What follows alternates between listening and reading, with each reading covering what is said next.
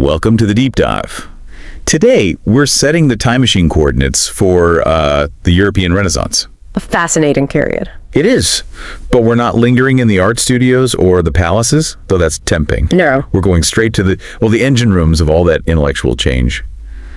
The universities. That's right. Because when most people picture the Renaissance, they see the art, the architecture, the big famous names. Michelangelo, Da Vinci. Exactly. But the real structural transformation, the shift that allowed for all that creativity and statecraft that was happening inside these institutions that were, for the first time, really systematizing knowledge. So our mission today is pretty simple. We're using our source material as a kind of high-speed map to unpack how these universities grew from informal schools into these intellectual powerhouses. We want to get at what they taught and why it was so foundational. And what role they played in shaping, modern Western thought. We'll give you the shortcut to be really well informed on this. Right. And to set the context, you have to remember the Renaissance wasn't just a cultural moment. It was this sprawling period of political, social, and scientific upheaval. It all kicks off in 14th century Italy. And the big intellectual shift is humanism. Humanism, yes. It's a departure from focusing just on theological certainty and a move toward this intense appreciation for classical Greek and Roman texts, and critically, for human potential, for human achievement. So if the intellectual fuel was all this classical knowledge and humanism, then the universities were the furnaces where that fuel got processed. A perfect analogy. They were absolutely critical pillars of this transformation. But, and this is key, they weren't new inventions of the 14th century. They didn't just spring up out of nowhere. Not at all. The actual rise of European universities began much earlier. Between the 11th and 13th centuries, you had places like Bologna and Paris already setting the stage. Okay. But during the Renaissance, they hit a kind of critical mass. They expanded exponentially. They evolved pretty seamlessly from these earlier, often monastic structures.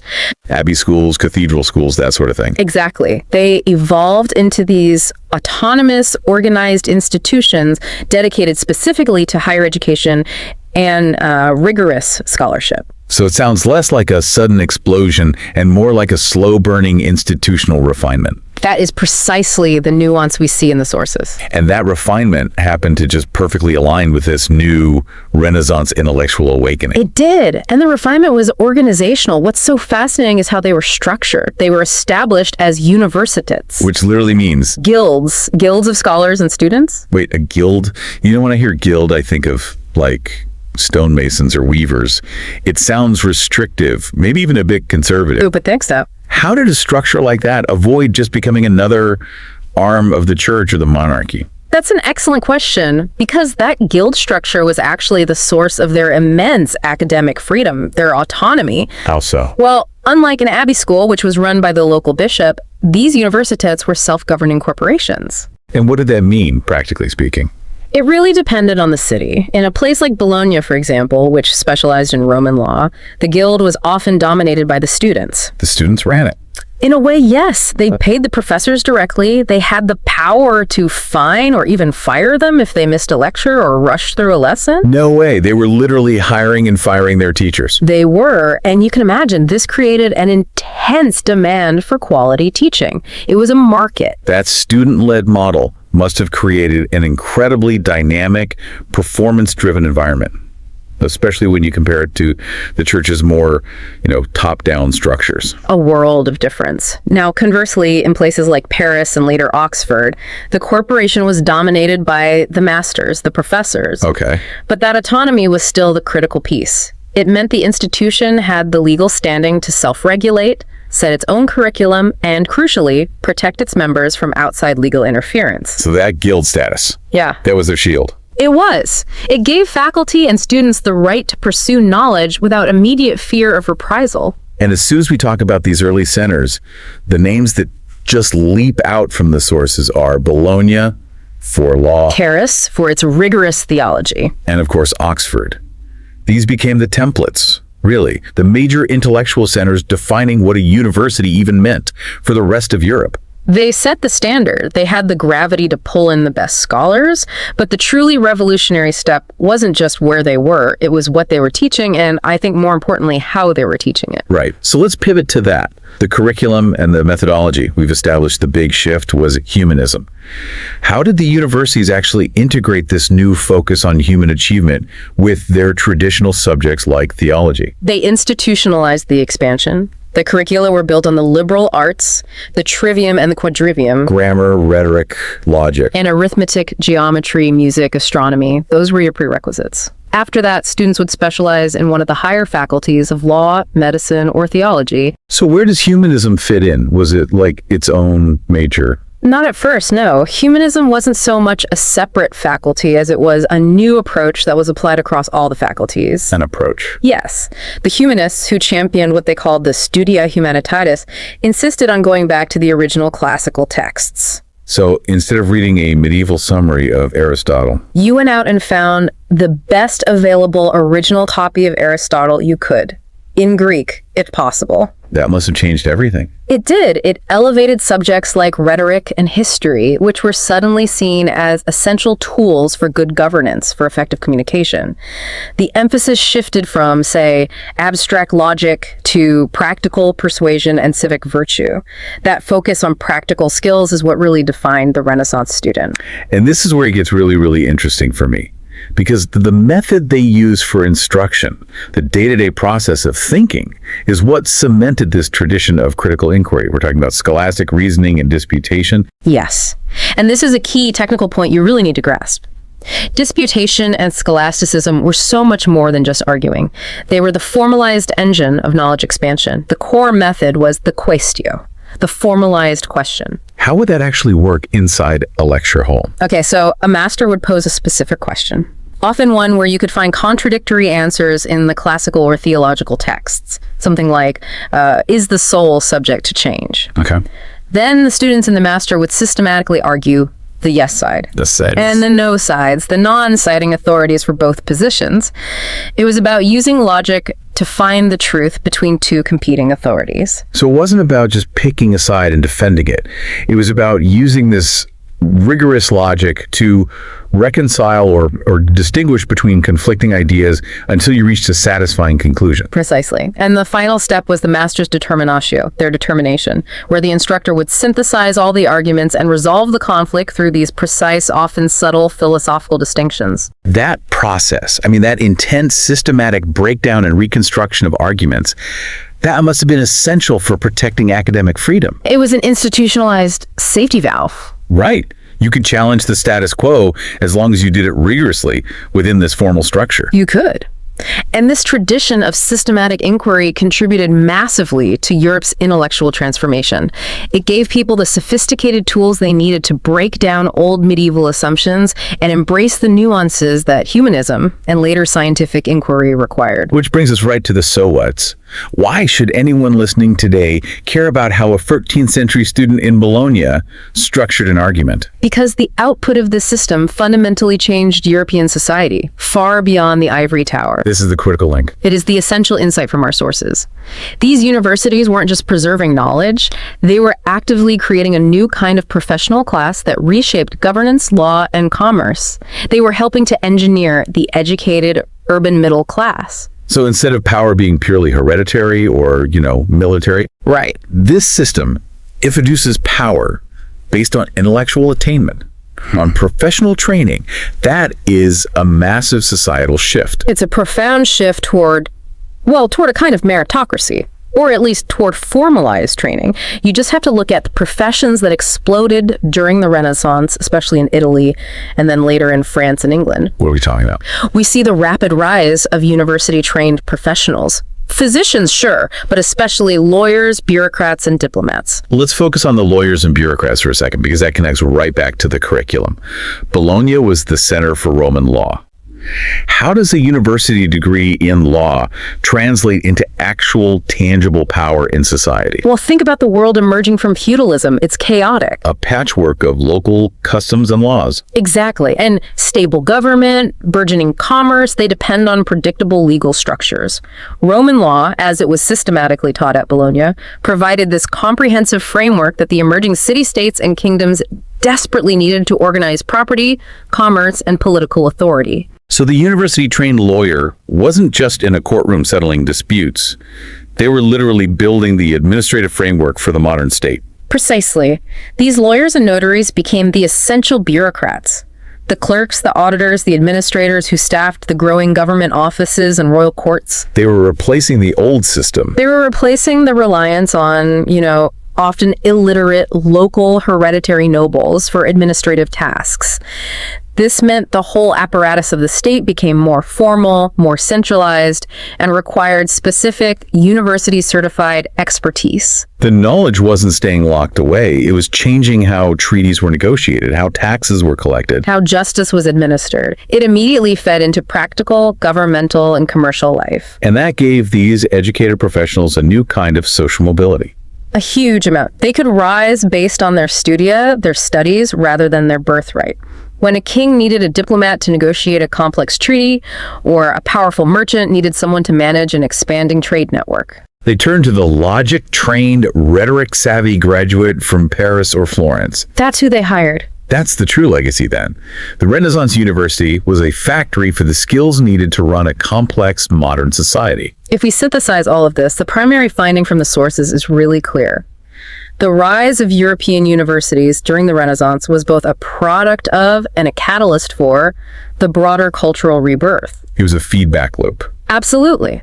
They were driving the Renaissance by providing the organized structure for its intellectual demands. They took this existing thirst for classical knowledge, institutionalized it through the autonomous guild structure, expanded the curriculum with the humanistic approach, and crucially, promoted that rigorous tradition of systematic inquiry, the scholastic reasoning and disputation, to challenge and synthesize all those new and old ideas. And that whole system laid the foundational elements for our current academic institutions. I mean, from the bachelor's degree structure to the idea of different faculties for different fields. It was all essential for the flourishing of humanism, which needed educated readers to appreciate the classics, and it was essential for the blossoming of later scientific inquiry, which needed those systematic reasoning tools. So what this all means for us today is that we're essentially looking at the birthplace of the modern educational structure. The whole idea of a university as a standardized, degree-granting, professional-producing factory that was born here. It's a powerful and an enduring lineage. So to quickly review the key takeaways, you have this major transition from informal schools to these autonomous guilds of scholars, which give them the freedom to operate. Then the curriculum broadens under humanism, but relies on these very formalized methods like scholastic disputation to process information. And most importantly, this system creates the essential educated urban professional class, the lawyers, doctors, diplomats, that reshaped European society into something we can recognize today. Indeed. And, this raises an important question for you, the listener, to think about. Given that the Renaissance University thrived on institutionalized knowledge and systematic inquiry, all built on this rigorous foundation of classics and theology. Right. Consider how today's modern institutions balance the preservation and deep study of that foundational knowledge, the humanities, the arts, with the rapid market-driven pace of contemporary scientific and technical learning. That tension between tradition and innovation, preservation and application, it's what defined them then, and it still defines them now. It absolutely does. Thank you for joining us for this deep dive into the intellectual foundations of the Renaissance. It was a pleasure. Welcome to the Deep Dive. We pull the threads from dense research and complex history, delivering the sharpest, most surprising insights you need to be truly well-informed. Today we're focusing on an institution that, I think for many of us, feels like a dusty historical footnote, the medieval university. When you hear that phrase, you probably picture, monks in silent cloisters, maybe some ivy-covered walls. But the history we're uncovering today reveals a really powerful paradox, because far from being some ancient relic, the medieval university, starting around, the 11th and 12th centuries, was actually the radical revolutionary birthplace of the academic world we know today. So our mission in this deep dive is to get at the key innovations, the structural and intellectual shifts that completely transformed how knowledge was organized and passed down. And that context is so crucial because if you look at what came before, education was overwhelmingly informal. It was fragmented. So what was it like? Just apprenticeships? Sort of. You had religious instruction, monasteries, sure, or maybe some rote skills training, but it was very insular, very narrow, and there was no unifying curriculum to speak of. Right. So the fundamental change, the thing that just explodes onto the scene in places like Bologna and Paris, is this move to a formalized, structured model, and one that, importantly, emphasized critical thinking and logic. It was a complete departure. Okay, let's unpack this shift, because it sounds a little counterintuitive. If you're moving from, scattered monastic training to a formal university, it sounds like you're just trading one kind of rigid instruction for another. That's a great point, because the structure was rigid, absolutely, but the intellectual method they used within that structure was, well, it was anything but. Tell me more. The big change was about scale and process. You move from these little fragmented single teacher setups to a standardized system. A system defined by structured lectures and, crucially, intellectual debate, the disputation. And the content was anchored, which feels important. The lectures were based on accepted foundational texts. This wasn't just rambling. Not at all. It was anchored in specific authorities. We're talking about the newly rediscovered works of Aristotle, especially his logic, and of course, the Bible. These texts became the backbone of a highly regulated curriculum. But here's where the intellectual revolution really kicks in, right? The driving force behind the whole movement, the scholastic method. Yes, this is it. It's not enough to say they just read Aristotle. The innovation was the dialectical reasoning they applied. They developed this rigorous, standardized technique to synthesize diverse and often conflicting authorities. But hang on, how is relying on ancient authorities like Aristotle considered radical? That sounds like clinging to the past. Because the goal wasn't just to agree with them, it was to reconcile the disagreements between them.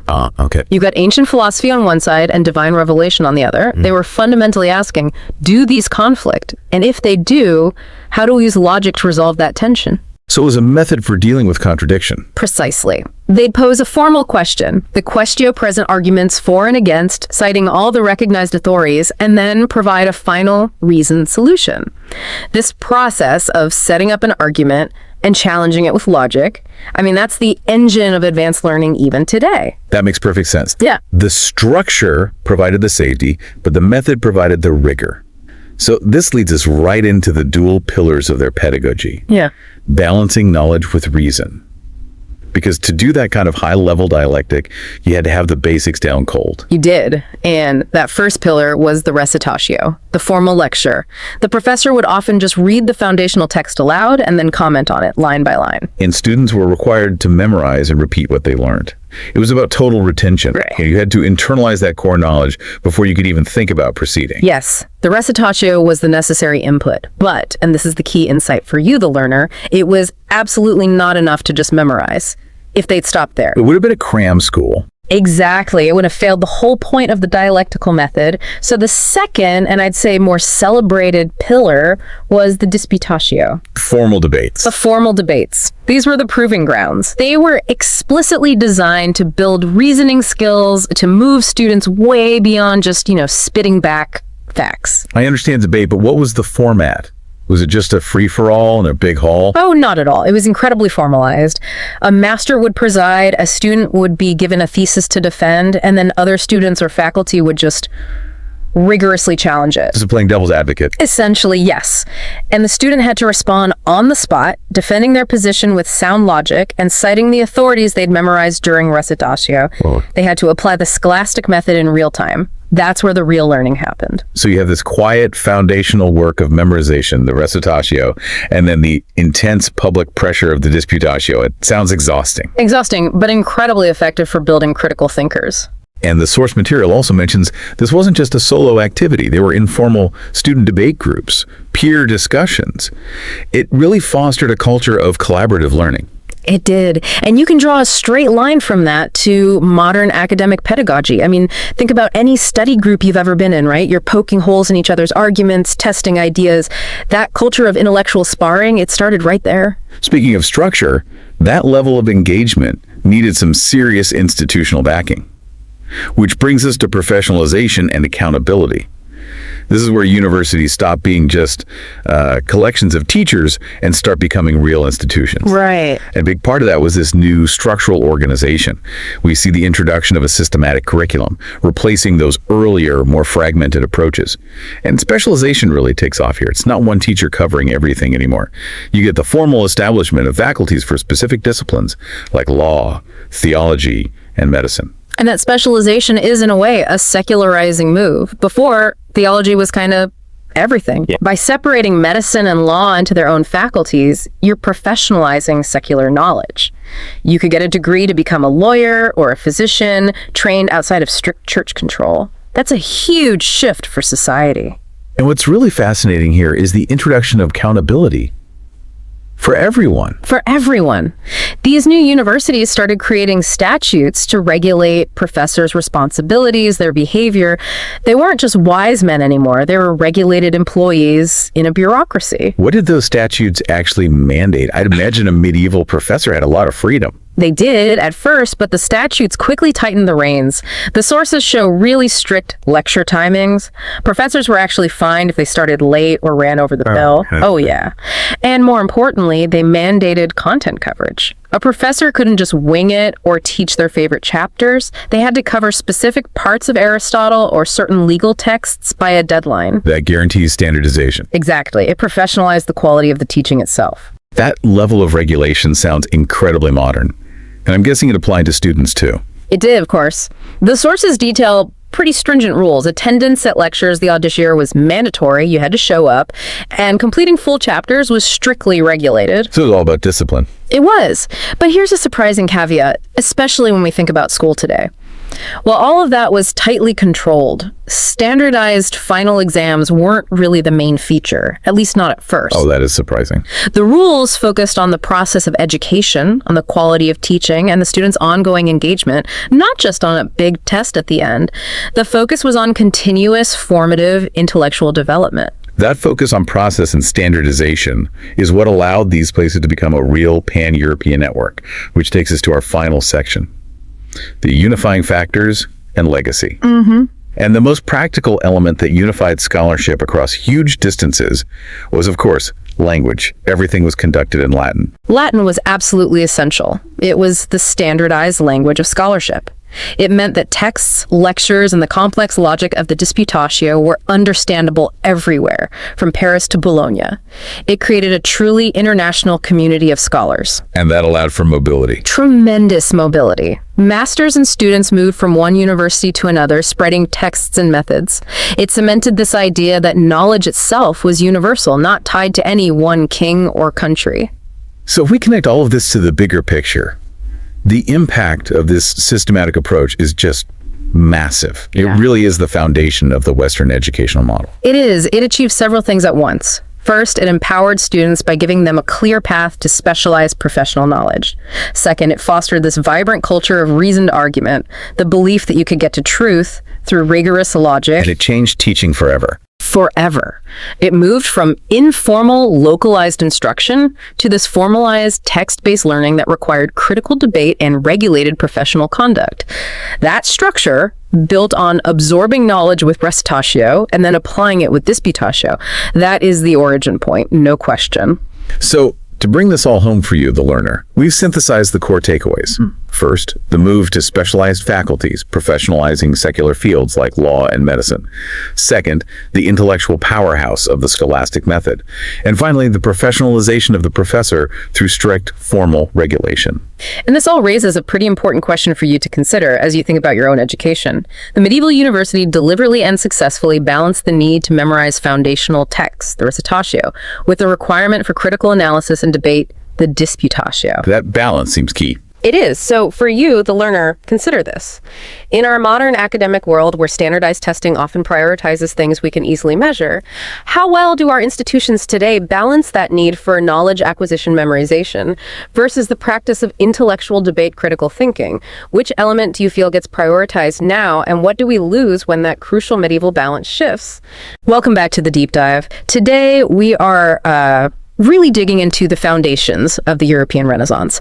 And there's this story we all learn, right? That knowledge from ancient Rome just kind of vanished for 1,000 years, then magically reappeared in Florence. Right. And if you've ever thought that, well, get ready for a pretty major course correction. Okay.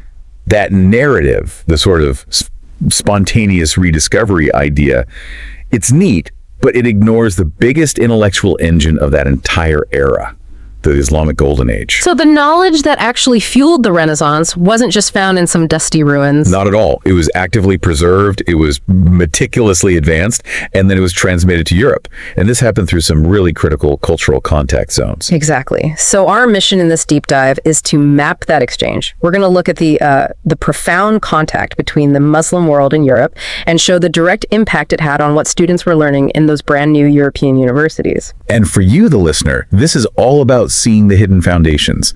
You're going to get those aha moments when you realize that European universities expanded their curricula so far beyond medieval scholasticism because they were adopting whole new fields of science. Okay, let's unpack that. Before we get into the specifics, the theorems and all that, we have to talk about the scale of this. What exactly was being preserved, and how did Muslim scholars become these intellectual gatekeepers? Well, you have to look at the timeline.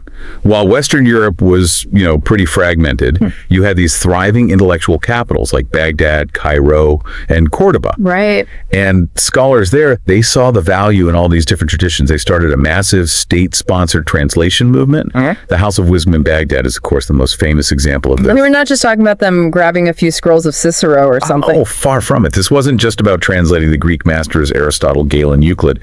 They were also pulling in and building upon knowledge from India, from Persia, even from China. So things like the decimal system. Exactly. Think about Indian contributions to math, like the decimal system and the concept of zero.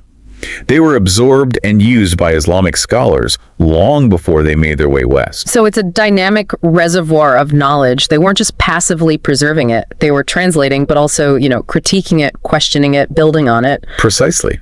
They didn't just save Plato. They developed Neoplatonic philosophy. They didn't just copy Ptolemy's astronomy. They built new instruments and refined his work, correcting errors they found through observation. So this body of work covered what? Everything. Advanced philosophy, systematic science, incredibly sophisticated medicine, and pure mathematics. They basically developed trigonometry as we know it. Sine, hat, tangent, cotangent. Okay, so we have this huge advanced body of knowledge sitting there.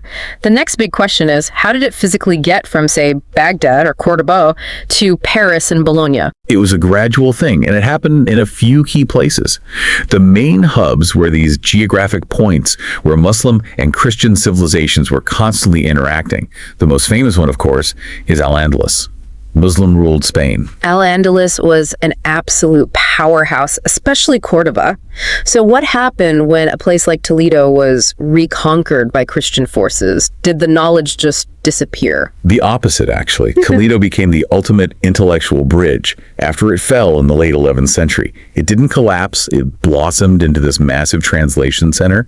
You had Christian, Jewish, and Muslim scholars all working together. So Latin scholars could suddenly just walk into these incredible libraries and find not just the Greek classics they'd been looking for, but centuries of advanced Arabic commentary and original science that came with them. That commentary was often where the real breakthroughs were. I think we sometimes forget about the individual translators themselves. I mean, they were the real intellectual smugglers of the age, weren't they? Absolutely. Someone like Gerard of Cremona, working in Toledo in the 12th century, is thought to have translated over 80 major works from Arabic into Latin by himself. 80.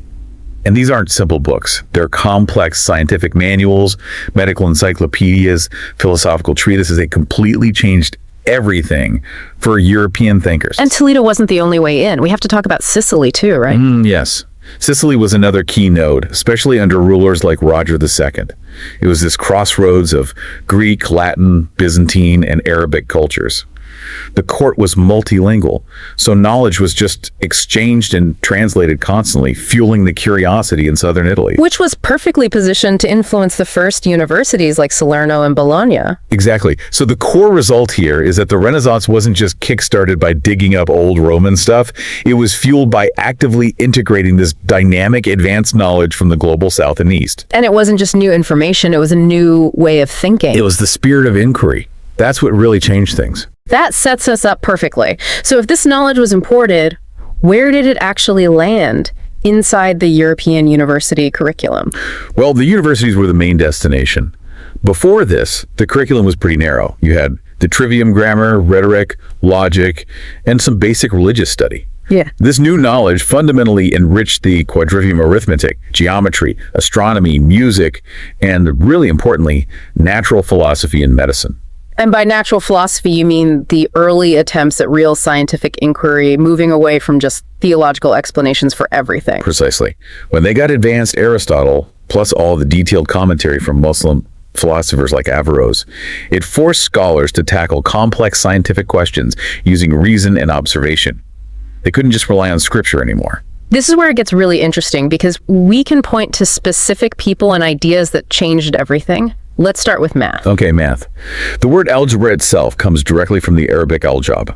It's from the title of a book by the great 9th century mathematician Al-Khwarizmi. So we take algebra for granted, but for a student in Europe before this, what would this introduction have even felt like? How did it change their work? It was revolutionary. It gave them a systematic blueprint for solving problems. Before, they were doing complex calculations with, cumbersome Roman numerals and an abacus. Wow. Al-Khwarizmi introduced algorithms, another word that comes from his name, by the way, that let you manipulate equations abstractly.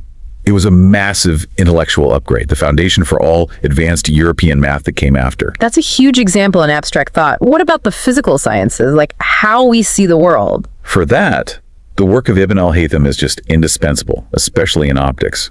His work, the Book of Optics, was translated into Latin, and it became a core textbook in Europe for centuries. What was so transformative about it? Well, for one, he completely flipped the understanding of vision.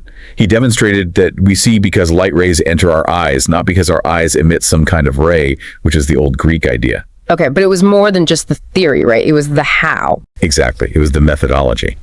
Ibn al-Haytham insisted that scientific inquiry had to start with systematic doubt. Then you had to test, measure, and use controlled, repeatable experiments to verify your hypothesis. So you're a student, and suddenly the way you learn is shifting from just reading old authorities to actually observing and proving things for yourself. And that shift is the intellectual bedrock of the Renaissance. The injection of this scholarship meant that truth could be found in the natural world through rigorous observation, not just from ancient texts or the church. Which fosters intellectual freedom. It has to. When you have a scholar like Averroes translating Aristotle and offering interpretations that sometimes challenge church doctrine, it forces European thinkers to engage, to argue, to think more critically. So moving beyond just the books and the ideas, there's the suggestion that the influence was also structural. Did European universities actually look at and copy the organizational models of Muslim academic institutions? Yes, absolutely. The influence wasn't just what was taught, but how. By the time Europe's first university, Bologna, Paris, Oxford, were getting started, the Muslim world already had a highly developed system of higher learning centered on the madrasa. And what was it about the madrasa that they found worth emulating? The madrasa offered a model for a structured, endowed institution. They had specialized faculties, formal curricula, and a system for certifying scholars. A key element was the waqf, a charitable endowment, which gave the school financial independence. That idea of independent funding seems really key for academic freedom. It is. The endowment allowed the institution to operate with a degree of scholarly independence. Early European universities started adopting these ideas. Standardized curricula, permanent faculties, and the concept of granting a license, the ijaza, which is basically the ancestor of the modern academic degree. So the very structure we still recognize today has roots in that model. It solidified the idea of a central place dedicated to research and teaching, rather than just small monastic schools. And finally, let's talk about language. We know Latin was the language of scholars in Europe, but for centuries, if you wanted the cutting-edge science, you had to deal with Arabic texts. That's a critical piece of context. Arabic was the scholarly lingua franca. especially in science and medicine. When Latin scholars translated these texts, they often ran into concepts that had no equivalent word in Latin. So they just had to adopt the Arabic term. Exactly. And the influence is still with us. In chemistry, words like alcohol, alkali, alembic, all direct borrowings. In astronomy, zenith, nadir, and so many star names like Aldebaran came straight from Arabic. That's fascinating. So the vocabulary we use is like a linguistic fossil, showing that Arabic was the primary language of advanced knowledge during that period. This whole exchange, intellectual, cultural, linguistic, it facilitated the growth of knowledge and the scientific methods that really shaped the entire Renaissance curriculum. It provided the intellectual capital and the institutional models for modern European education. So what does this all mean? Our deep dive really shows that the Renaissance wasn't just a passive rediscovery of the past. It was an explosion driven by the active integration of advanced global knowledge. And that injection of material, the algebra of Al-Khwarizmi, the empirical optics of Ibn al-Haytham, it was absolutely critical. It was the necessary expansion beyond that narrow scholasticism that allowed the whole revival to happen. It's maybe history's best example that intellectual progress depends on global sharing. A stunning realization, really, about how indebted European academia is to those transmission routes like Al-Andalus and Toledo. For sure. And here's a final thought for you to chew on. When you look at how deeply Arabic terminology entered the sciences, it just shows how dependent knowledge is on the scholarly lingua franca of the day. How much of our scientific vocabulary now, right down to the fundamental math we teach, might still owe its existence to Arabic's time as the language of the cutting edge. That historical residue is everywhere if you just know where to look.